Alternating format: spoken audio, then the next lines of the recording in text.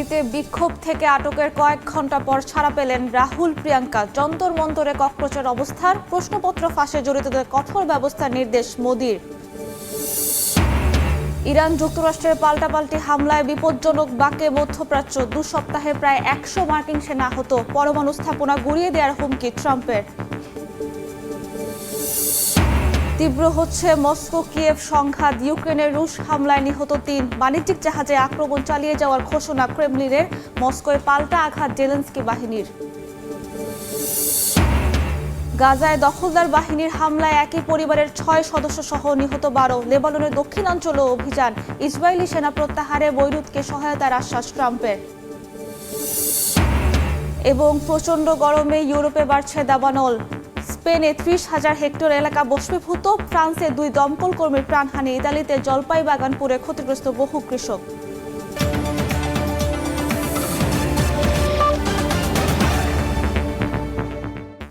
আন্তর্জাতিক সময়ের সঙ্গে আছি আমি সাবরিনা মজুমদার। ভারতের প্রধানমন্ত্রী নরেন্দ্র মোদীর বাসভবনের সামনে থেকে আটকের কয়েক ঘন্টা পর ছাড়া পেলেন কংগ্রেস নেতা রাহুল গান্ধী ও তার বোন প্রিয়াঙ্কা গান্ধী। মুক্তির পর শিক্ষার্থীদের দাবি সম্পূর্ণ ন্যায্য বলে উল্লেখ করেন প্রিয়াঙ্কা গান্ধী। এদিকে যন্তর মন্তরে অবস্থান কর্মসূচি চালিয়ে যাওয়ার ঘোষণা দিয়েছে ককরোচ জনতা পার্টি। চলমান বিক্ষোভের মুখে প্রশ্নপত্র ফাঁসের সঙ্গে জড়িতদের বিরুদ্ধে কঠোর ব্যবস্থা নেওয়ার নির্দেশ দিয়েছেন প্রধানমন্ত্রী। মঙ্গলবার নয়াদিল্লিতে প্রধানমন্ত্রী নরেন্দ্র মোদীর সরকারি বাসভবনের সামনে বিক্ষোভ শুরু করে কংগ্রেস। রাহুল গান্ধীর নেতৃত্বে ওই বিক্ষোভে মোদীর পদত্যাগ দাবি করা হয়। এ সময় রাহুল গান্ধী, প্রিয়াঙ্কা গান্ধী ভাদ্রা ও সমাজবাদী পার্টির প্রধান অখিলেশ যাদব সহ বিরোধী জোটের একাধিক নেতাকে আটক করে দিল্লি পুলিশ। এ সময় পুলিশের সঙ্গে ধস্তাধস্তিতে আহত হন রাহুল গান্ধী। এর আগে শিক্ষার্থীদের ওপর লাঠি চার্জের তীব্র সমালোচনা করেন বিরোধীরা। বল প্রয়োগের ঘটনায় নরেন্দ্র মোদীকে ক্ষমা চাওয়ার আহ্বান জানান রাহুল। ভারতীয় সংবাদ মাধ্যম এনডিটিভি জানায়, কয়েক ঘন্টা আটকে রাখার পর কংগ্রেস নেতা রাহুল গান্ধী ও প্রিয়াঙ্কা গান্ধীকে ছেড়ে দেয় দিল্লি পুলিশ। আটকের পর কংগ্রেসের সাবেক সভাপতি সোনিয়া গান্ধী দিল্লির মন্দির মার্গ থানায় যান প্রিয়াঙ্কা গান্ধীর সঙ্গে দেখা করতে। অন্যদিকে রাহুল গান্ধীকে ছত্রসাল স্টেডিয়ামে রাখা হয় বলে জানিয়েছে ভারতীয় গণমাধ্যম। মুক্তির পর প্রিয়াঙ্কা গান্ধী বলেন, শিক্ষার্থীদের দাবি সম্পূর্ণ ন্যায্য।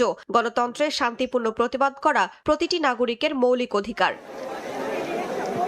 মঙ্গলবার সকাল থেকেই দিল্লির যন্তর মন্তরে অবস্থান নেয় ককরোচ জনতা পার্টির সমর্থকরা। সময়ের সঙ্গে সঙ্গে বাড়তে থাকে মানুষ।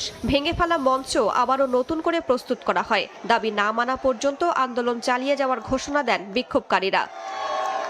ককরোচ জনতা পার্টির আন্দোলনের প্রতি সমর্থন জানিয়েছেন তারকারাও। আন্দোলনকারীদের ওপর পুলিশের দমন পীড়নেরও সমালোচনা করেছেন তারা। আলোচনার মাধ্যমে সংকট সমাধানের আহ্বান তাদের। এদিকে বিক্ষোভের মুখে প্রথমবারের মতো মুখ খুলেছেন নরেন্দ্র মোদী। প্রশ্ন ফাঁসের ঘটনায় জড়িতদের বিরুদ্ধে কঠোর ব্যবস্থা নেওয়া এবং স্বচ্ছ ও নির্ভরযোগ্য পরীক্ষা ব্যবস্থা গড়ে তুলতে সংশ্লিষ্ট সব পক্ষকে একসঙ্গে কাজ করার আহ্বান জানান তিনি।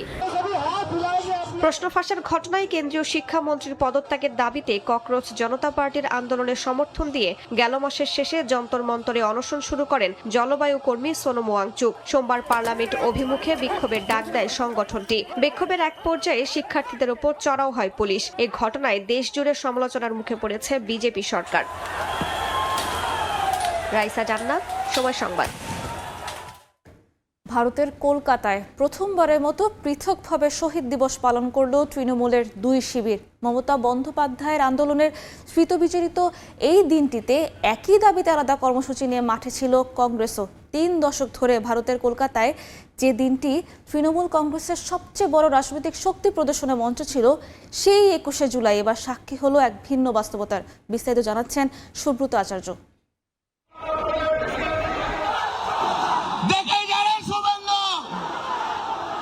একদিন এক ইতিহাস, কিন্তু 3টি রাজনৈতিক মঞ্চ। ভারতের কলকাতায় এবার 21শে জুলাইয়ের শহীদ স্মরণ আর এককভাবে তৃণমূলের কর্মসূচি নয়, বরং ধর্মতলার রাজনৈতিক আবহ ভাগ হয়ে যায় মমতা বন্দ্যোপাধ্যায়ের তৃণমূল, ঋতব্রত বন্দ্যোপাধ্যায়ের নেতৃত্বাধীন বিদ্রোহী শিবির এবং কংগ্রেসের পৃথক সমাবেশে। ক্যাথিড্রাল রোডের সমাবেশ থেকে বিদ্রোহী নেতাদের দলে ফেরার সম্ভাবনা উড়িয়ে দেন মমতা বন্দ্যোপাধ্যায়। বলেন তাদের আর দলে প্রয়োজন নেই। একই সঙ্গে ঘোষণা দেন এবার তিনি জেলায় জেলায় ঘুরে সংগঠন পুনর্গঠনের কাজ করবেন। মমতার অভিযোগ, সভায় যাওয়ার পথেও তাকে বাধা দেওয়ার চেষ্টা হয়েছে। বিজেপিকে চ্যালেঞ্জ ছুড়ে দিয়ে তিনি বলেন তাকে আটকানোর ক্ষমতা নেই কারোর। এবার সেই বার্তা রাজ্যের প্রতিটি জেলায় পৌঁছে দেবেন তিনি। তারগুলো কেটে দিয়ে চলে গেছে। তার কাটা পার্টি, বিজেপি পার্টি, তার কাটা দল সাউন্ডে তার কাটতে কাটতে গেছে।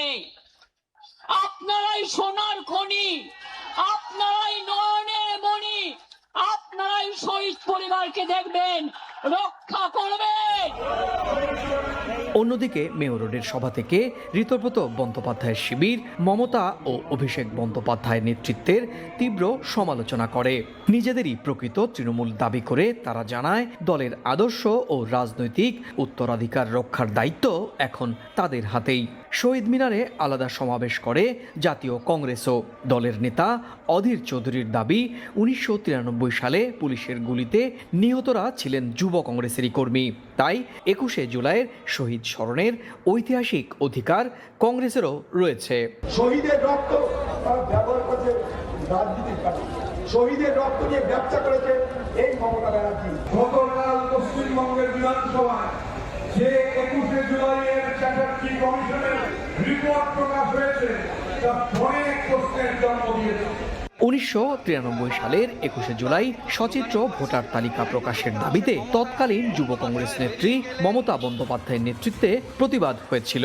পুলিশের গুলিতে নিহত হন 13 জন যুব কংগ্রেস কর্মী সমর্থক। সেই ঘটনার স্মরণেই প্রতি বছর পালিত হয় 21শে জুলাই শহীদ দিবস। সুব্রত আচার্য, সময় সংবাদ, কলকাতা। ভারত যুক্তরাষ্ট্র বাণিজ্য চুক্তির বিরুদ্ধে আন্দোলনে নেমেছে ভারতীয় কৃষক সংগঠনের জোট সংযুক্ত কিষাণ মোর্চা।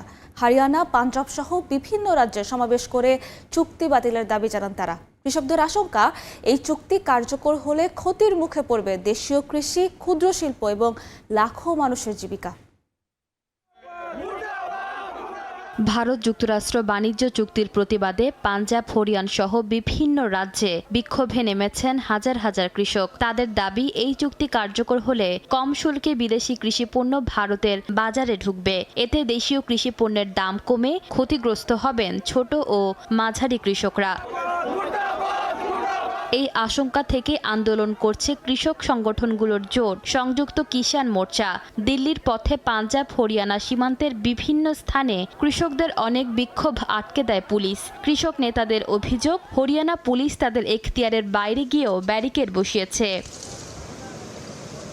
বিক্ষোভের পাশাপাশি রাষ্ট্রপতি দ্রৌপদী মুর্মুর কাছে একটি খোলা চিঠি দিয়েছে কৃষক সংগঠনগুলো। শুধু যুক্তরাষ্ট্র নয়, ইউরোপীয় ইউনিয়ন, যুক্তরাজ্য ও নিউজিল্যান্ডের সঙ্গে প্রস্তাবিত মুক্ত বাণিজ্য চুক্তিগুলোর আলোচনাও বন্ধ করার দাবি জানিয়েছে তারা। একই সঙ্গে আলোচনার সব নথি প্রকাশ করে সংসদে এই নিয়ে বিতর্কের আহ্বান জানায় সংযুক্ত কিষাণ মোর্চা। उनका जो व्हाइट हाउस से एक प्रेस रिलीज फरवरी में आई। আমাদের মূল আপত্তি ভারত যুক্তরাষ্ট্রের বাণিজ্য চুক্তি নিয়ে। সরকার যদি বিদেশ থেকে কৃষি পণ্য আমদানি করে তাহলে আমরা নিজেদের উৎপাদিত পণ্য বিক্রি করতে পারবো না, কারণ আমদানিকৃত পণ্য কম দামে বাজারে বিক্রি হবে আর সেই দামে আমরা প্রতিযোগিতা করতে পারবো না। क्या कहना चाहते हैं? শুধু কৃষি নয়, কৃষক সংগঠনগুলোর আশঙ্কা, আমদানি শুল্ক কমানো হলে ক্ষুদ্র ও মাঝারি শিল্প, ওষুধ, ইস্পাত, রাসায়নিক যন্ত্রপাতি ও গাড়ি তৈরির মতো দেশীয় শিল্প চাপে পড়বে। এর জেরে 22 জুলাই দেশজুড়ে মুক্ত বাণিজ্য চুক্তি বিরোধী কৃষক সংকল্প দিবস পালনের ঘোষণা দিয়েছে সংযুক্ত কিষাণ মোর্চা। সরকার যদি এসব চুক্তি থেকে সরে না আসে, কৃষক ও শ্রমিকদের আন্দোলন আরও বড় পরিসরে চালানোর হুঁশিয়ারি দিয়েছে সংগঠনটি। ইশিতা আক্তার, সময় সংবাদ। যুক্তরাষ্ট্রের সঙ্গে আলোচনায় ইরান মরিয়া হয়ে উঠেছে বলে দাবি করেছেন মার্কিন প্রেসিডেন্ট ডোনাল্ড ট্রাম্প। তবে তেহরানে হামলা অব্যাহত থাকবে বলে জানিয়েছেন তিনি। ইরানের নতুন পারমাণবিক স্থাপনায় শিগগিরই হামলার হুমকি দিয়েছেন ট্রাম্প। এমনটা হলে যুদ্ধ আরও বিস্তৃত হবে বলে হুঁশিয়ারি দিয়েছে তেহরান। এর মধ্যেই ড্রোন প্রতিহতের দাবি করেছে কাতার, কুয়েত, বাহরাইন। হরমুজ ঘিরেও উত্তেজনা অব্যাহত রয়েছে। স্থানীয় সময় মঙ্গলবার কুয়েত, বাহরাইন ও জর্ডানে মার্কিন স্থাপনা ও হরমুজে একটি জাহাজে হামলার দাবি করেছে আইআরজিসি। দেশগুলোর পক্ষ থেকেও ড্রোন প্রতিহতের কথা জানানো হয়েছে। চলতি মাসে ইরানের হামলায় প্রায় 100 মার্কিন সেনা আহত হয়েছেন বলে খবর প্রকাশ করেছে সিবিএস নিউজ। এদিকে তেহরান আলোচনায় বসতে মরিয়া হয়ে উঠেছে বলে দাবি করেছেন মার্কিন প্রেসিডেন্ট ডোনাল্ড ট্রাম্প। তবে ইরানের আগ্রহকে গুরুত্ব দিচ্ছেন না বলে জানান তিনি। উল্টো দেশটির নতুন পারমাণবিক স্থাপনা পিকেক্স মাউন্টেনে শিগগিরই ভয়াবহ হামলার হুমকি দিয়েছেন ট্রাম্প।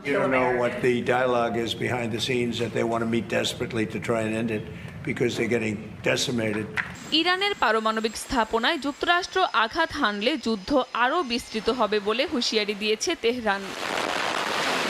হরমুজ প্রণালীতেও দুপক্ষের উত্তেজনা অব্যাহত রয়েছে। ইরানের বিপ্লবী গার্ড বাহিনী আইআরজিসি জানায়, অনিরাপদ পথে চলাচল করা দুটি তেলবাহী জাহাজে ভয়াবহ অগ্নিকাণ্ডের ঘটনা ঘটেছে। অন্যদিকে মার্কিন সেন্ট্রাল কমান্ড জানিয়েছে, ইরানের ওপর নৌ অবরোধ কার্যকর করতে 8টি বাণিজ্যিক জাহাজের গতিপথ পরিবর্তন করা হয়েছে ও একটি জাহাজ অচল করে দেওয়া হয়েছে।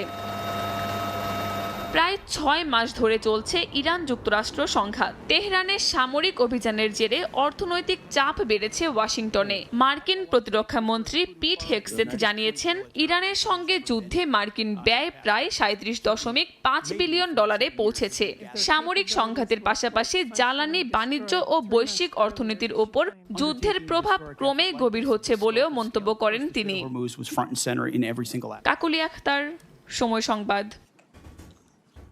পাল্টাপাল্টি হামলায় উত্তপ্ত রাশিয়া ইউক্রেন সংঘাত। ইউক্রেনের অভ্যন্তরে রুশ বাহিনীর ভয়াবহ হামলায় প্রাণ হারিয়েছে শিশুসহ অন্তত 3 জন, আহত হয়েছেন আরও অনেকে। রাশিয়ার বিরুদ্ধে আবাসিক ভবন, বাণিজ্যিক জাহাজ ও জ্বালানি সরবরাহের নৌপথকে লক্ষ্যবস্তু করার অভিযোগ করেছে কিয়েভ। ইউক্রেনকে সামরিক সহায়তা বহনকারী জাহাজে হামলা অব্যাহত রাখার ঘোষণা দিয়েছে ক্রেমলিন। এদিকে মস্কোয় কিয়েভের পাল্টা আক্রমণে আহত হয়েছেন বেশ কয়েকজন চীনা নাগরিক।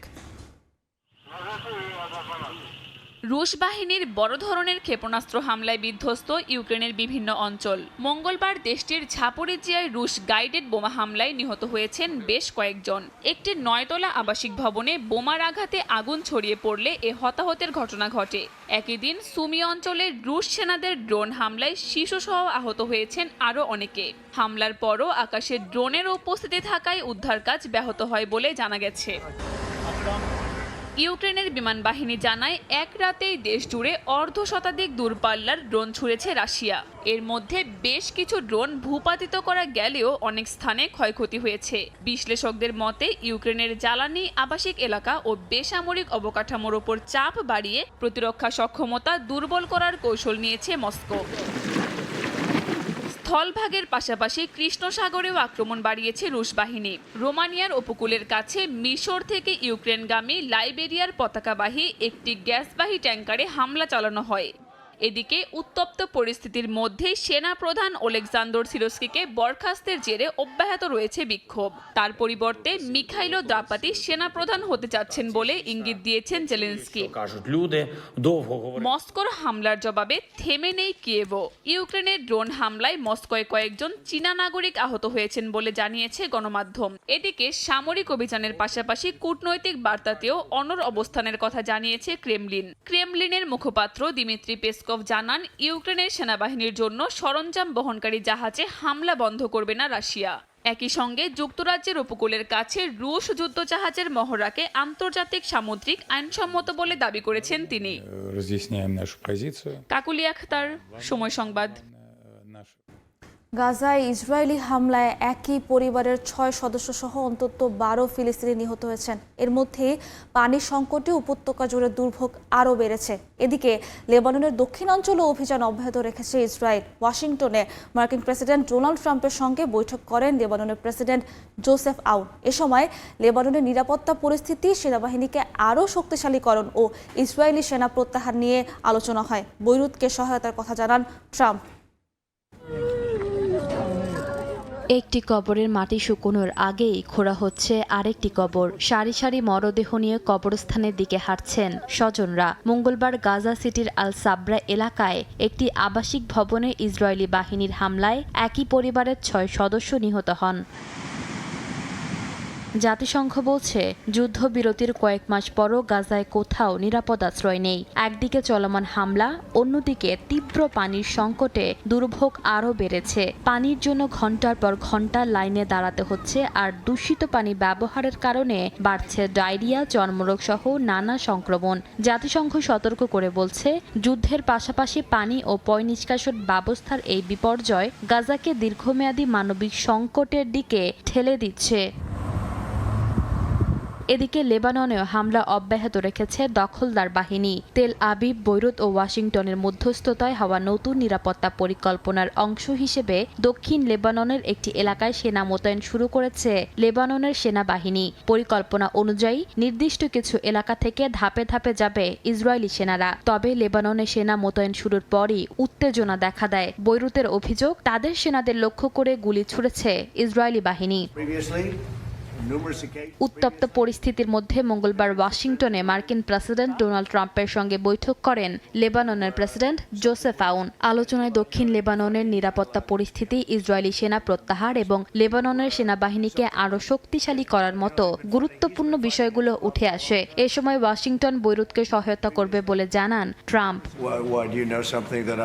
লেবানন বহু বছর ধরে অবহেলিত, তাই আমরা তাদের সহায়তা করব। দেশটির সেনাবাহিনীর সক্ষমতা বাড়াতে সহযোগিতা করা হবে। ইসরায়েল সেনা পুনর্মোতায়েনের প্রক্রিয়ায় রয়েছে। প্রয়োজন হলে আমরা হিজবুল্লাহর সঙ্গেও সরাসরি আলোচনায় বসতেও প্রস্তুত।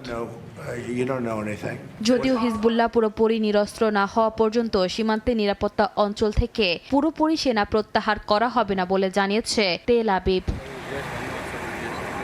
ইশিতা আক্তার, সময় সংবাদ।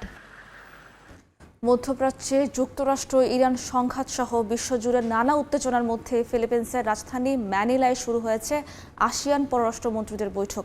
আঞ্চলিক নিরাপত্তা ও বৈশ্বিক অস্থিরতা মোকাবেলায় এবারের আলোচনার মূল বিষয়।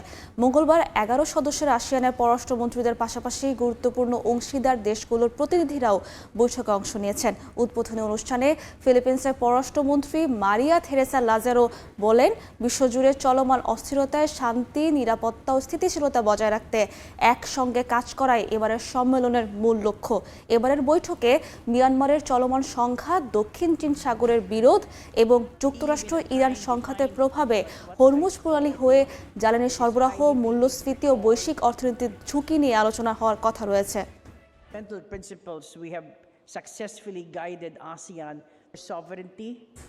আন্তর্জাতিক সময় আরও থাকছে। ফ্রান্সে 15 বছরের কম বয়সী শিশুদের সোশ্যাল মিডিয়া ব্যবহার নিষিদ্ধ করে বিল পাস। স্কুলে মোবাইল ব্যবহারেও নিষেধাজ্ঞা। অনুমোদন মিললে সেপ্টেম্বর থেকে কার্যকর।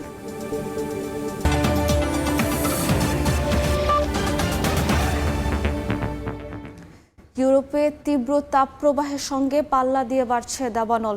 স্পেনে ভয়াবহ আগুনে পুড়ে গেছে প্রায় 30,000 হেক্টর এলাকা। নিরাপদে সরিয়ে নেওয়া হয়েছে বাসিন্দাদের। ফ্রান্সে আগুন নিয়ন্ত্রণ করতে গিয়ে প্রাণ গেছে 2 দমকল কর্মীর। ধোঁয়ার কারণে বিলম্বিত হয় ফ্লাইট চলাচল। ক্ষতিগ্রস্ত হয়েছে ঘরবাড়িও।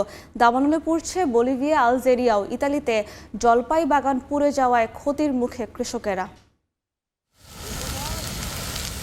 সময় যত গড়াচ্ছে, স্পেনে ভয়াবহ আকার ধারণ করছে দাবানল। দেশটির লা মিওরোলা এলাকায় পুড়ে গেছে 30,000 হেক্টরের বেশি এলাকা। 34টি পৌর এলাকা থেকে সরিয়ে নেওয়া হয়েছে বাসিন্দাদের। আবহাওয়া বিভাগ বলছে, স্পেনে তাপমাত্রা 40 ডিগ্রি সেলসিয়াস ছাড়িয়ে যেতে পারে। এতে দাবানলের ঝুঁকি বাড়ার আশঙ্কা রয়েছে। তীব্র তাপপ্রবাহে দাবানলে পুড়ছে ফ্রান্সের দক্ষিণাঞ্চলও। আগুনে পুড়ে গেছে প্রায় 500 হেক্টর এলাকা। ক্ষতিগ্রস্ত হয়েছে ঘরবাড়িও। বিমান ও হেলিকপ্টার দিয়ে আগুন নিয়ন্ত্রণে কাজ করছেন শত শত দমকল কর্মী। বলিভিয়ার দক্ষিণাঞ্চলের তারিজায় দাবানল ছড়িয়ে পড়ায় জরুরি অবস্থা ঘোষণা করা হয়েছে। প্রবল বাতাসে নিয়ন্ত্রণে আসা আগুন আবারও ছড়িয়ে পড়ায় দুর্গম পাহাড়ি এলাকায় অভিযান চালাচ্ছেন দমকল কর্মীরা। আলজেরিয়ায় বিভিন্ন প্রদেশেও একের পর এক দাবানল দেখা দিয়েছে। সোমবার থেকে শতাধিক আগুনের রেকর্ড করা হয়েছে। এর মধ্যে কয়েকটি নিয়ন্ত্রণে এলেও বাকি আগুন নেভানোর কাজ এখনও চলছে।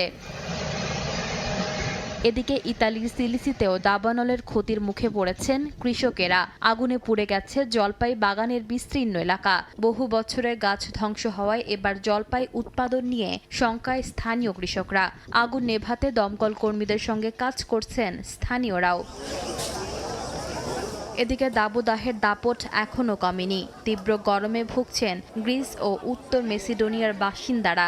গ্রিসে বুধবার তাপমাত্রা 42 ডিগ্রি সেলসিয়াসে পৌঁছাতে পারে বলে সতর্কতা জারি করা হয়েছে। এথেন্সে পর্যটক ও বাসিন্দাদের জন্য পানি ও চিকিৎসা সহায়তার ব্যবস্থা করা হয়েছে। উত্তর মেসিডোনিয়ার রাজধানী স্কোপিয়েতেও তাপমাত্রা 39 ডিগ্রি সেলসিয়াসে পৌঁছেছে। সরাসরি রোদে না যাওয়ার পরামর্শ দিয়েছেন চিকিৎসকরা। ইশিতা আক্তার, সময় সংবাদ। আফগানিস্তানের পূর্বাঞ্চলে ভারী বৃষ্টিতে সৃষ্ট আকস্মিক বন্যায় 20 জনের মৃত্যু হয়েছে। আহত হয়েছেন অন্তত 80 জন। এ ঘটনায় নিখোঁজ রয়েছেন শতাধিক মানুষ। এদিকে ভারতের উত্তরাঞ্চলে বন্যা ও ভূমিধসে পর্যন্ত প্রাণ গেছে 25 জনের। অন্যদিকে চিলিতে বন্যা ভূমিধসের ঘটনায় জারি করা হয়েছে দুর্যোগপূর্ণ অবস্থা। এ ঘটনায় কোকিম্বো ও হুয়াস্কো প্রদেশে অন্তত 5 জনের মৃত্যু হয়েছে। প্রকৃতির তাণ্ডবে বিপর্যস্ত বিশ্বের বিভিন্ন অঞ্চল। আফগানিস্তানের উত্তর পূর্বাঞ্চলে আকস্মিক বন্যায় বহু মানুষ নিহত হয়েছেন আর নিখোঁজ রয়েছেন শতাধিক। সোমবার তালেবানের জাতীয় দুর্যোগ ব্যবস্থাপনা কর্তৃপক্ষ জানায় সবচেয়ে বেশি ক্ষতিগ্রস্ত হয়েছে নুরিস্তান প্রদেশের রাজধানী পারুন শহরে। নিখোঁজদের সন্ধানে উদ্ধার অভিযান অব্যাহত থাকলেও মৃতের সংখ্যা আরও বাড়তে পারে বলে আশঙ্কা করা হচ্ছে। এদিকে ভারতের উত্তর ও উত্তর পূর্বে টানা ভারী বৃষ্টির কারণে সৃষ্ট বন্যা ও ভূমিধসে এ পর্যন্ত কয়েকজনের মৃত্যু হয়েছে। আবহাওয়া দপ্তর আগামী কয়েকদিন আরও ভারী বৃষ্টির পূর্বাভাস দিয়েছে। কাশ্মীরের পুঞ্জ ও রাজৌরি জেলায় আকস্মিক বন্যায় নির্মাণ কাজের যন্ত্রপাতি, যানবাহন ও দোকানপাট ভেসে যায়। কাদা ও ধ্বংসস্তূপে ঢেকে গেছে সড়কগুলো। বহু ভবন ক্ষতিগ্রস্ত হয়েছে, কাদার নিচে চাপা পড়েছে অসংখ্য যানবাহন। অন্যদিকে চিলির কোকিম্বো ও হুয়াস্কো প্রদেশে টানা ভারী বৃষ্টিতে সৃষ্ট বন্যা ও ভূমিধসের পর দুর্যোগপূর্ণ অবস্থা ঘোষণা করেছে সরকার। এ দুর্যোগে কয়েকজন হতাহত হয়েছেন। ভূমিধসে ক্ষতিগ্রস্ত ক্রুজদেকানা এলাকায় সেনাবাহিনীর হেলিকপ্টারে মরদেহ সরিয়ে নেওয়া হয়। নিরাপদ স্থানে সরিয়ে নেওয়া হচ্ছে বাসিন্দাদের। স্থানীয় বাসিন্দারা এই ঘটনাকে এক ভয়াবহ ট্র্যাজেডি হিসেবে বর্ণনা করেছেন। শিউলি রোসা, সময় সংবাদ। আর্জেন্টিনার মেন্দোসা প্রদেশে টানা ভারী তুষারপাতে বিপর্যস্ত পার্বত্য অঞ্চল। 3 মিটার পর্যন্ত তুষার জমে আটকা পড়েছেন বহু মানুষ। নিরাপদ স্থানে সরিয়ে নেওয়া হয়েছে অন্তত 50 জনকে। এছাড়া আটকে পড়া পরিবহন কর্মীদের খাবার সরবরাহ করা হচ্ছে এবং সড়ক থেকে তুষার সরাতে কাজ করছে কর্তৃপক্ষ। আগামী কয়েকদিনও পার্বত্য এলাকায় প্রতিকূল আবহাওয়া অব্যাহত থাকতে পারে বলে সতর্ক করেছে আবহাওয়া বিভাগ। এছাড়া প্রশান্ত মহাসাগরের তাপমাত্রা অস্বাভাবিকভাবে বেড়ে যাওয়ায় চলতি বছর সুপার এল নিনো তৈরি হওয়ার আশঙ্কা রয়েছে। এটি ঘটলে আর্জেন্টিনা ও দক্ষিণ আমেরিকার বিস্তীর্ণ অঞ্চলে অস্বাভাবিক ভারী বৃষ্টি, শক্তিশালী ঝড় এবং ভয়াবহ বন্যার ঝুঁকি বাড়বে।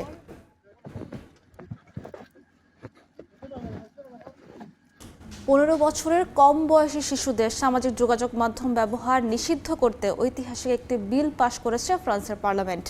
একই সঙ্গে দেশটির স্কুলগুলোতে শিক্ষার্থীদের মোবাইল ফোন ব্যবহারেও নিষেধাজ্ঞা দেওয়া হয়েছে। শিশু কিশোরদের মানসিক স্বাস্থ্য ও অনলাইন নিরাপত্তা নিশ্চিত করতে এই পদক্ষেপ নেওয়া হয়েছে। এই আইনের মাধ্যমে ইউরোপীয় ইউনিয়নের প্রথম দেশ হিসেবে সামাজিক যোগাযোগ মাধ্যমে বয়সভিত্তিক পূর্ণাঙ্গ নিষেধাজ্ঞা অনুমোদন করল ফ্রান্স। একে শিশু সুরক্ষায় বড় অগ্রগতি হিসেবে উল্লেখ করেছেন প্রেসিডেন্ট ইমানুয়েল ম্যাক্রো। তবে আইনটি কার্যকরের আগে এটি ফরাসি সংবিধানের সঙ্গে সামঞ্জস্যপূর্ণ কিনা তা যাচাই করবে সাংবিধানিক পরিষদ। অনুমোদন মিললে আগামী সেপ্টেম্বর থেকে নতুন শিক্ষাবর্ষের শুরুতে আইনটি কার্যকর করতে চায় সরকার।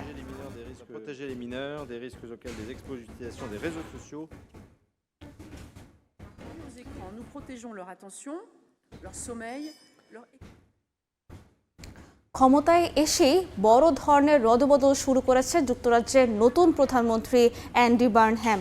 অপ্রত্যাশিতভাবে জন হিলিকে অর্থমন্ত্রী সহ গুরুত্বপূর্ণ কয়েকটি মন্ত্রণালয়ে নতুন মুখ এনেছেন তিনি। এর মধ্যেই আগাম নির্বাচন নিয়ে জোর আলোচনা শুরু হয়। ব্রিটিশ রাজনীতিতে বাড়ছে নতুন জল্পনা। এদিকে বার্নহ্যামের সঙ্গে গঠনমূলক আলোচনা হয়েছে বলে জানিয়েছেন মার্কিন প্রেসিডেন্ট ডোনাল্ড ট্রাম্প। যুক্তরাজ্যের নতুন প্রধানমন্ত্রী হিসেবে দায়িত্ব নেওয়ার পর থেকেই দ্রুতগতিতে সরকার পুনর্গঠনে নেমেছেন অ্যান্ডি বার্নহ্যাম। মন্ত্রিসভায় বড় ধরনের রদবদলের মাধ্যমে একাধিক গুরুত্বপূর্ণ দফতরে নতুন মুখ এনেছেন তিনি। সবচেয়ে আলোচিত সিদ্ধান্ত ছিল সাবেক প্রতিরক্ষা মন্ত্রী জন হিলিকে অর্থমন্ত্রীর দায়িত্ব দেয়া। একই সঙ্গে প্রতিরক্ষা মন্ত্রণালয়ের দায়িত্ব পেয়েছেন ওয়েস্ট স্ট্রিটিং এবং জ্বালানি মন্ত্রণালয়ের দায়িত্ব দেওয়া হয়েছে মিয়াতা ফাহুনবুলহকে। জন হিলের নিয়োগ অনেকের কাছেই অপ্রত্যাশিত ছিল, কারণ মাত্র কয়েক সপ্তাহ আগেই সামরিক ব্যয় নিয়ে মতবিরোধের জেরে তিনি কিয়ার স্টারমারের সরকার থেকে পদত্যাগ করেন। তবে বিশ্লেষকদের মতে অর্থ বিভাগে দীর্ঘ অভিজ্ঞতা এবং অর্থনৈতিক বিষয়ে দক্ষতার কারণে তাকে অর্থমন্ত্রীর দায়িত্ব দিয়েছেন বার্নহ্যাম। প্রতিরক্ষা মন্ত্রণালয়ের কর্মকর্তারাও আশা করছেন তার নেতৃত্বে সামরিক ব্যয় বাড়ানোর পরিকল্পনা বাস্তবায়ন সহজ হবে। সরকার গঠনের পরই জ্বালানি বিলের ওপর ভ্যাট কমানোর মতো জনপ্রিয় সিদ্ধান্ত নিয়েছে নতুন প্রশাসন। তবে এই কর ছাড়ের অর্থায়ন নিয়ে প্রশ্ন তুলেছে বিরোধী কনজারভেটিভ পার্টি। অন্যদিকে মন্ত্রিসভা থেকে বাদ পড়া কয়েকজন নেতার অসন্তোষও প্রকাশ্যে আসতে শুরু করেছে। লেবার পার্টির ভেতরেও নতুন নেতৃত্বের সিদ্ধান্ত নিয়ে ভিন্ন মত দেখা দেওয়ার ইঙ্গিত মিলছে।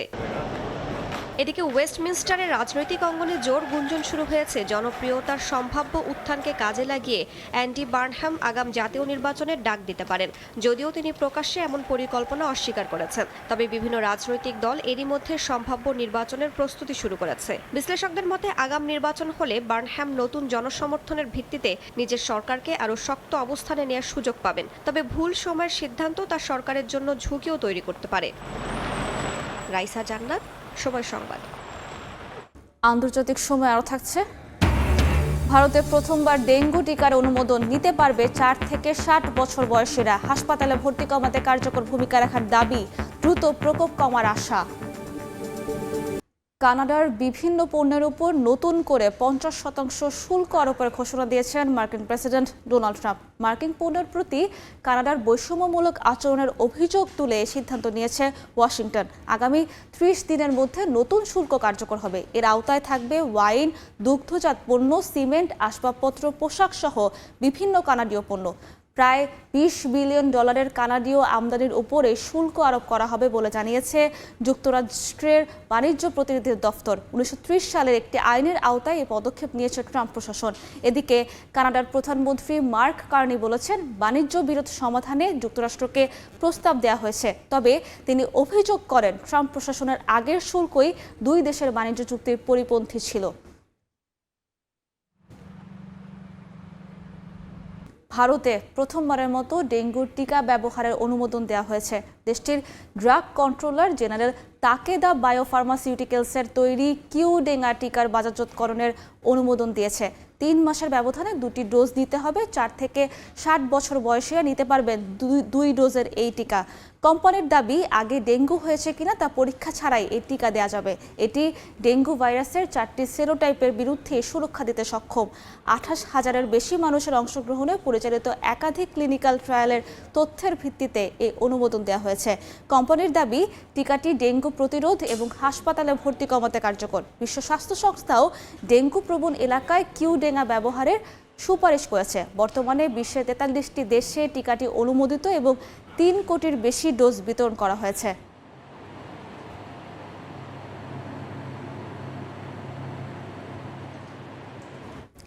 যুক্তরাষ্ট্রের অর্থায়ন কমে যাওয়ায় বিশ্বজুড়ে এইচআইভি প্রতিরোধ ও চিকিৎসা কার্যক্রমে দেখা দিয়েছে বড় ধরনের সংকট। অর্থ সংকটে 1700-র বেশি ক্লিনিক বন্ধ হয়েছে। চাকরি হারিয়েছেন 16,000-এর বেশি স্বাস্থ্যকর্মী। এইচআইভি বিষয়ক আন্তর্জাতিক সংস্থা অ্যামফারের এক প্রতিবেদনে বলা হয়েছে, ট্রাম্প প্রশাসনের সময়ে যুক্তরাষ্ট্রের PEPFAR কর্মসূচির অর্থায়ন কমে যাওয়ায় 46টি দেশের এইচআইভি চিকিৎসা ও প্রতিরোধ কার্যক্রম মারাত্মকভাবে ক্ষতিগ্রস্ত হয়েছে। প্রতিবেদনে আরও বলা হয়েছে, অর্থায়ন কমে যাওয়ার প্রভাব সবচেয়ে বেশি প্রভাব পড়েছে শিশু ও উচ্চ ঝুঁকিতে থাকা জনগোষ্ঠীর ওপর। অন্যদিকে জাতিসংঘের এইডস বিষয়ক সংস্থা UNAIDS সতর্ক করেছে, এই অর্থ ছাঁটাই স্থায়ী হলে 2029 সালের মধ্যে বিশ্বে আরও 66 লাখ নতুন এইচআইভি সংক্রমণ এবং 42 লাখ অতিরিক্ত এইডসজনিত মৃত্যু ঘটতে পারে।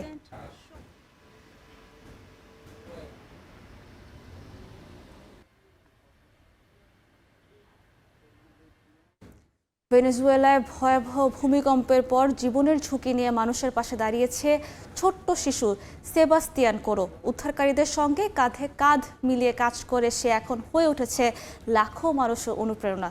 সবাই তাকে চিনছে ভেনেজুয়েলার ছোট্ট উদ্ধার যোদ্ধা নামে। বয়স মাত্র 10 বছর, আর এ বয়সে ধ্বংসস্তূপে নেমে জীবনের ঝুঁকি নিয়ে মানুষের পাশে দাঁড়িয়েছে ছোট্ট এই শিশু।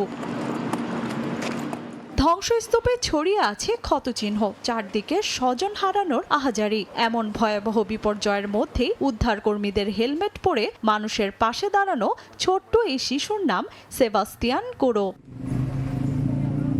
যে বয়সে অন্য শিশুরা খেলাধুলা আর স্কুলের ব্যাগ নিয়ে ব্যস্ত থাকে, ঠিক সে সময় ভয়াবহ ভূমিকম্পে উদ্ধারকর্মীদের সঙ্গে কাঁধে কাঁধ মিলিয়ে কাজ করে সে এখন হয়ে উঠেছে লাখো মানুষের অনুপ্রেরণা।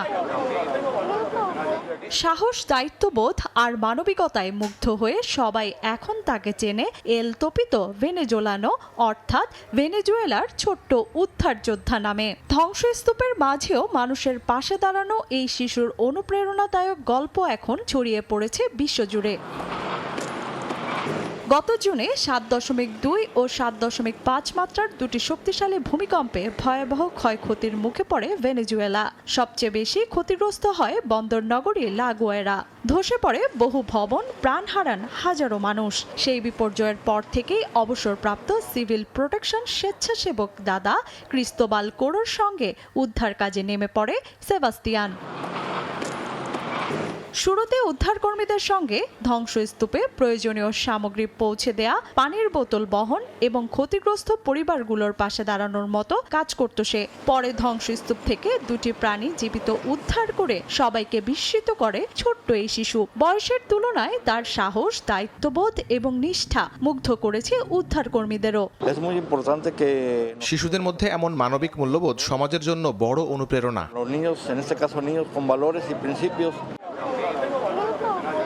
বর্তমানে একটি ত্রাণ কেন্দ্রে স্বেচ্ছাসেবক হিসেবে কাজ করছে সেবাস্তিয়ান। সেখানে কর্মরতরা জানান, বয়সে ছোট হলেও সে সব সময় সবাইকে নিরাপত্তার বিষয়টি মনে করিয়ে দেয়, সবাইকে সতর্ক থাকতে বলে এবং একজন অভিজ্ঞ উদ্ধারকর্মীর মতোই দায়িত্ব পালন করে সে।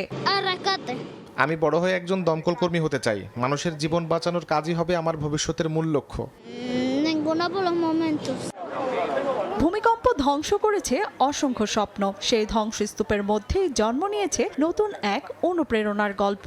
বয়স নয়, ইচ্ছাশক্তি আর মানবিকতাই যে একজন মানুষকে সত্যিকারের নায়ক বানায়, সেই বার্তাই দিচ্ছে ভেনেজুয়েলার এই ছোট্ট উদ্ধার যোদ্ধা। লিয়ানা শারমিন, সময় সংবাদ। কিউবার জনগণের জন্য খাদ্য জরুরি ত্রাণ পাঠিয়েছে যুক্তরাষ্ট্র। মার্কিন পররাষ্ট্র দপ্তর জানিয়েছে, প্রায় 700টি ত্রাণ প্যাকেজ কিউবার ক্যাথলিক গির্জা ও স্থানীয় ধর্মীয় সংগঠনগুলোর মাধ্যমে সরাসরি সাধারণ মানুষের কাছে পৌঁছে দেওয়া হবে, যাতে কিউবা সরকার এই সহায়তার উপর নিয়ন্ত্রণ প্রতিষ্ঠা করতে না পারে। এটি কিউবার জন্য ঘোষিত $10 কোটি সহায়তা প্যাকেজের প্রথম $6 কোটি চালান। এমন সময় এই ত্রাণ পাঠানো হলো যখন ট্রাম্প প্রশাসন কিউবার সামরিক ও গোয়েন্দা প্রতিষ্ঠানের উপর নিষেধাজ্ঞা এবং জ্বালানি অবরোধ আরও জোরদার করেছে। যুক্তরাষ্ট্র বলছে, মানবিক সহায়তা অব্যাহত থাকবে, একই সঙ্গে কিউবা সরকারের উপর রাজনৈতিক চাপও থাকবে। বিশ্বের সবচেয়ে শক্তিশালী পাসপোর্টের তালিকায় আবারও শীর্ষে সিঙ্গাপুর। 2 দশকে বড় ধাক্কা খেয়েছে যুক্তরাষ্ট্রের পাসপোর্টের অবস্থান, আর সবচেয়ে বড় উত্থান সংযুক্ত আরব আমিরাতের। দেশটি ভিসামুক্ত প্রবেশাধিকারের তালিকায় যুক্ত করেছে 153টি নতুন গন্তব্য। নতুন সূচক বলছে, বৈশ্বিক কূটনৈতিক সম্পর্কই এখন নির্ধারণ করছে একটি পাসপোর্টের শক্তি। ভিসা ছাড়াই বা অন অ্যারাইভাল সুবিধায় কতটি দেশে প্রবেশ করা যায় সেই সক্ষমতার ভিত্তিতে প্রকাশিত হয়েছে 2026 সালের হেনলি পাসপোর্ট ইন্ডেক্স। তালিকার শীর্ষে রয়েছে সিঙ্গাপুর। দেশটির নাগরিকরা বিশ্বের 192টি গন্তব্যে ভিসামুক্ত সুবিধা পাচ্ছেন। দ্বিতীয় স্থানে রয়েছে সংযুক্ত আরব আমিরাত, জাপান ও দক্ষিণ কোরিয়া, আর তৃতীয় স্থানে রয়েছে সুইডেন। 2 দশকের তথ্য বিশ্লেষণের সবচেয়ে আলোচনায় যুক্তরাষ্ট্র। 2006 সালে বিশ্বের সবচেয়ে শক্তিশালী পাসপোর্টগুলোর একটি থাকলেও এখন দেশটি নেমে এসেছে যৌথভাবে 10ম স্থানে। বর্তমানে মার্কিন পাসপোর্টধারীরা 180টি গন্তব্যে ভিসামুক্ত প্রবেশের সুযোগ পেলেও র্যাঙ্কিংয়ে তাদের উপরে রয়েছে 36টি দেশ। অন্যদিকে সংযুক্ত আরব আমিরাত গত 20 বছরে সবচেয়ে বড় অগ্রগতি দেখিয়েছে। এই সময়ে দেশটি ভিসামুক্ত প্রবেশাধিকারের তালিকায় যুক্ত করেছে 153টি নতুন গন্তব্য। প্রতিবেদনটি বলছে, একটি দেশের পাসপোর্টের শক্তি শুধু ভ্রমণের সুযোগ নয়, বরং কূটনৈতিক সম্পর্ক, অর্থনৈতিক প্রভাব, নিরাপত্তা সহযোগিতা ও আন্তর্জাতিক আস্থারও প্রতিফলন। ইউরোপের France, Germany, Italy, Spain, Netherlands, Ireland সহ 11টি দেশ যৌথভাবে চতুর্থ স্থানে রয়েছে, আর যুক্তরাজ্য, কানাডা ও নিউজিল্যান্ডের মতো কয়েকটি দেশ আগের তুলনায় নিচে নেমে এসেছে। তালিকার একেবারে নিচে রয়েছে আফগানিস্তান। দেশটির নাগরিকরা মাত্র 22টি গন্তব্যে ভিসামুক্ত সুবিধা পান। হেনলি অ্যান্ড পার্টনার্সের বিশ্লেষণ বলছে, বিশ্বে সংঘাত ও ভূ রাজনৈতিক অস্থিরতা বাড়লেও শক্তিশালী কূটনৈতিক সম্পর্ক গড়ে তুলতে পারা দেশগুলোর পাসপোর্টই সবচেয়ে বেশি সুবিধা দিচ্ছে তাদের নাগরিকদের। রাইসা জান্নাত, সময় সংবাদ। কানাডার বন্ধ হয়ে যাওয়া মেরিন ল্যান্ড থেকে উদ্ধার করা বেলুগা তিমিদের নতুন আবাসে স্থানান্তর শুরু হয়েছে। প্রথম ধাপে 6টি তিমিকে যুক্তরাষ্ট্রের 2টি অ্যাকুয়ারিয়ামে নেওয়া হয়েছে। বিশেষ তাপমাত্রা নিয়ন্ত্রিত কন্টেইনারে করে তিমিগুলোকে স্থানান্তর করা হয়। পুরো যাত্রায় তাদের সঙ্গে ছিলেন প্রাণী চিকিৎসক ও প্রাণী পরিচর্যা বিশেষজ্ঞরা। মেরিন ল্যান্ড বন্ধ হয়ে যাওয়ায় সেখানে থাকা 30টি বেলুগা তিমির দীর্ঘমেয়াদী পরিচর্যা সম্ভব ছিল না। তাই আন্তর্জাতিক উদ্ধার পরিকল্পনার আওতায় তাদের নতুন আবাসে নেওয়া হচ্ছে। নতুন পরিবেশে তিমিগুলোর স্বাস্থ্য নিবিড়ভাবে পর্যবেক্ষণ করা হচ্ছে। বৃহত্তর আন্তর্জাতিক উদ্ধার অভিযানের অংশ হিসেবে পর্যায়ক্রমে আরও তিমিকে নিরাপদে আশ্রয় সরিয়ে নেওয়া হবে।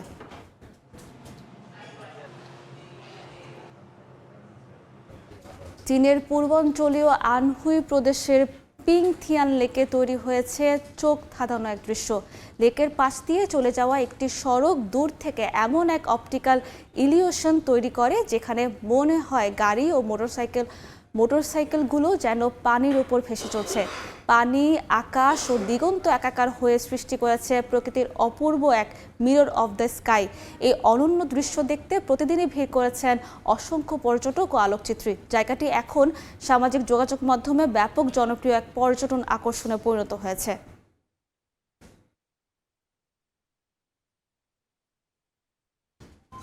শীতকালীন স্কুল ছুটির সঙ্গে অস্ট্রেলিয়ার সিডনির অদূরে শেষ হলো বর্ণিল আলোর মেলা চিল ফেস্ট। হাড় কাঁপানো শীত উপেক্ষা করে এবছরের রেকর্ড সংখ্যক দর্শনার্থী প্রতিদিন মেলায় ভিড় করে। শিশুদের ইন্টারনেট ব্যবহারের আসক্তি থেকে মুক্ত করে জীবনের আনন্দ অনুভূতি উপভোগ করাতেই প্রতি শীত মৌসুমে আয়োজিত হয় চিল ফেস্ট। অস্ট্রেলিয়া থেকে বিস্তারিত জানাচ্ছেন সহকর্মী SM আমিনুল রুবেল। অস্ট্রেলিয়ার সিডনিতে বাংলাদেশি অধ্যুষিত এলাকা ক্যাম্বেলটাউনে শেষ হলো প্রায় 3 সপ্তাহব্যাপী শীতকালীন উৎসব চিল ফেস্ট। বছরের মাঝামাঝি স্কুল ছুটি থাকায় সিটি কাউন্সিল ক্যাম্বেলটাউনের প্রাণকেন্দ্রে প্রতি বছরের মতো এবারও এই মেলার আয়োজন করা হয়। গেল 3 জুলাই মেয়র ও স্থানীয় এমপিদের সঙ্গে মেলার উদ্বোধন করেন বাংলাদেশি বংশোদ্ভূত অস্ট্রেলিয়ান কাউন্সিলর। শীতকালে অনেকটাই পর্যটক শূন্য হয়ে পড়ায় ঝিমিয়ে পড়ে অস্ট্রেলিয়ার পর্যটন শিল্প। তীব্র ঠান্ডা আর রাতের নিস্তব্ধতা কাটিয়ে এবছর সিডনি ছাড়াও আশেপাশের শহর থেকে হাজারো দর্শনার্থী মেলায় জড়ো হন। শিশু কিশোরদের জন্য এই মেলার আয়োজন হলেও সব বয়সী দর্শকদের ভিড়ে প্রতি সন্ধ্যায় প্রাণবন্ত হয়ে ওঠে মেলা প্রাঙ্গণ। বাহারি নিয়ন আলো, রঙিন ঝলমলে ছোট বড় নানান রাইড, আইস স্কেটিং ও মুখরোচক বিভিন্ন দেশীয় খাবারের স্টল এবারের মেলাকে আরও আকর্ষণীয় করে তোলে। গত 2 দশকে প্রচুর বাংলাদেশি পরিবার ক্যাম্বেলটাউন এলাকায় স্থায়ীভাবে বসবাস শুরু করেছে। তাই মেলায় উল্লেখযোগ্য সংখ্যক অস্ট্রেলিয়ায় জন্ম নেওয়া বাংলাদেশি শিশু কিশোর পরিবার সহ মেলা উপভোগ করে। সম্প্রতি অস্ট্রেলিয়ার স্কুল শিক্ষার্থীদের মোবাইল ও ইন্টারনেটে ঘরে বসে সময় কাটানোর আসক্তি মারাত্মক রূপ নিয়েছে। তাই শিক্ষার্থীদের সুস্থ, সুন্দর ও নিরাপদ আনন্দের মঞ্চ উপহার দেওয়ার জন্য চিল ফেস্ট একটি কার্যকরী উদ্যোগ বলে জানান বাসিন্দারা। SM আমিনুল রুবেল, সময় সংবাদ, অস্ট্রেলিয়া। বিশ্বকাপ ফাইনাল শেষে আর্জেন্টিনা ও স্পেনের ফুটবলারদের হাতাহাতির ঘটনায় তদন্তে নেমেছে ফুটবলের সর্বোচ্চ নিয়ন্ত্রক সংস্থা ফিফা। সেই ঘটনার তদন্তের জন্য এরই মধ্যে একজন তদন্তকারীও নিয়োগ দিয়েছে ফুটবলের নিয়ন্ত্রক সংস্থাটি। দোষী প্রমাণিত হলে বড় শাস্তির মুখেও পড়তে পারেন আর্জেন্টিনার কয়েকজন ফুটবলার ও কোচিং স্টাফ।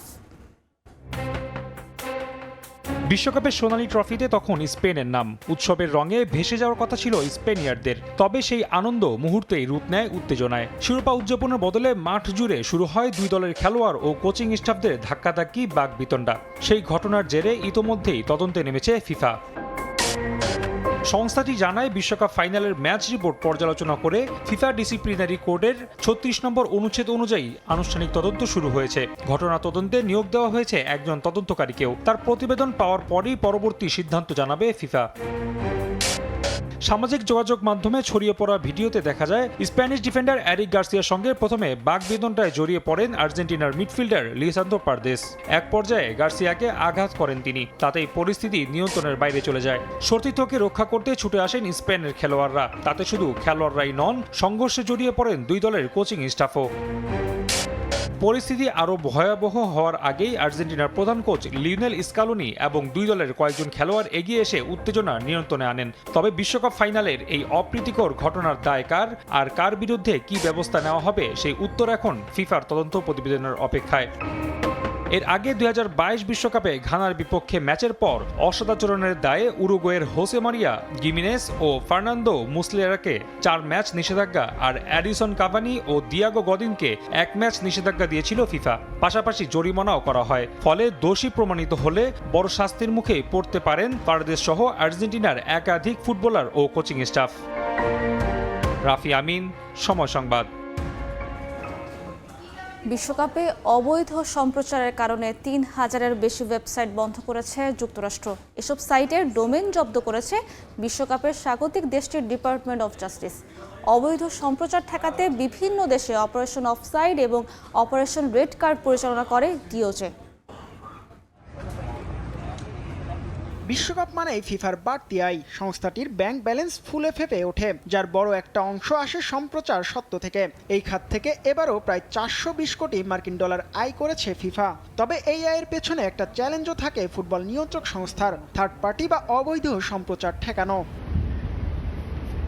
2026 বিশ্বকাপেও ছিল অবৈধ সম্প্রচার। তবে বিশ্বকাপ চলাকালীন যুক্তরাষ্ট্র সহ বিশ্বের বিভিন্ন দেশে অবৈধ সম্প্রচার ঠেকাতে কাজ করেছে দেশটির আইন শৃঙ্খলা বাহিনী। এই সময়ে প্রায় 3000 ডোমেইন ও সাইট বন্ধ করেছে তারা। যুক্তরাষ্ট্রের বিচার বিভাগ ডিপার্টমেন্ট অফ জাস্টিস জানিয়েছে শুধুমাত্র দেশটিতে 1000 ডোমেইন বন্ধ করা হয়েছে। এছাড়াও কলম্বিয়াতেও প্রায় 1000 খানেক অবৈধ স্ট্রিমিং সাইট বন্ধ করেছে তারা। যুক্তরাষ্ট্র, কলম্বিয়া ও দক্ষিণ আমেরিকার বেশ কয়েকটি দেশে অপারেশন অফসাইড ও অপারেশন রেড কার্ড নামে অভিযান পরিচালনা করে ব্যাপক সাফল্য পেয়েছে ডিওজে। কর্তৃপক্ষ বলছে অনুমতি ছাড়া বিশ্বকাপ ম্যাচ সম্প্রচার শুধু সম্প্রচার সত্ত্বের আইন লঙ্ঘনই নয়, এর মাধ্যমে সংঘবদ্ধ অপরাধী চক্র বিপুল অর্থ আয় করে। তাই অবৈধ স্ট্রিমিং ও নেটওয়ার্ক ঠেকাতে বিশ্বকাপ জুড়ে চলেছে নজিরবিহীন অভিযান। অবৈধ সম্প্রচার ঠেকাতে শুধু অভিযান করেই থামেনি প্রশাসন। কলম্বিয়া থেকে গ্রেপ্তার করা হয়েছে 4 সদস্যের একটি সাইবার অপরাধী চক্রকে। এছাড়া ব্রাজিল, আর্জেন্টিনা, ইকুয়েডর ও পেরু সহ বিভিন্ন দেশ থেকে আরও 830টি ওয়েবসাইট বন্ধ করা হয়েছে। অন্যদিকে নকল ক্রিয়া সামগ্রী তৈরির অভিযোগে কলম্বিয়া থেকে গ্রেপ্তার করা হয়েছে 11 জনকে। বিশ্লেষকদের মতে ফুটবলের বিপুল জনপ্রিয়তার সুযোগ নিয়ে বিশ্বকাপকে কেন্দ্র করে অসাধু চক্র পাইরেসিকে রীতিমতো শিল্পের পর্যায়ে নিয়ে গেছে। সম্প্রচার সত্ত্বের উচ্চ মূল্য এবং একাধিক প্ল্যাটফর্মের সাবস্ক্রিপশন খরচ এড়িয়ে অনেক দর্শক অবৈধ স্ট্রিমিংয়ের দিকে ঝুঁকে পড়েন। তবে এবারের এই অভিযানের মাধ্যমে এমন নেটওয়ার্কের বিরুদ্ধে কঠোর বার্তা দিল সংশ্লিষ্ট কর্তৃপক্ষ। জিহাদ আল হাসান, সময় সংবাদ। আন্তর্জাতিক সময়ের শীর্ষ সংবাদগুলো জানিয়ে দিচ্ছি আরেকবার।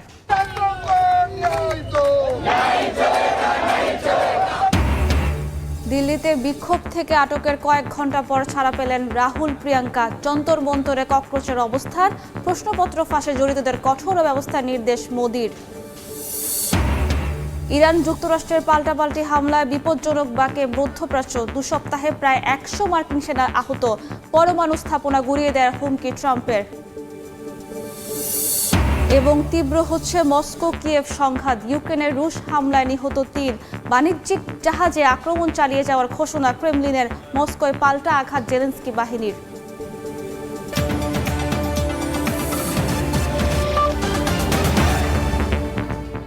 এই ছিল আন্তর্জাতিক সময়। এরপর সকাল 10টার সময় সংবাদ নিয়ে আসছে কিছুক্ষণ পর। সঙ্গেই থাকুন সময়।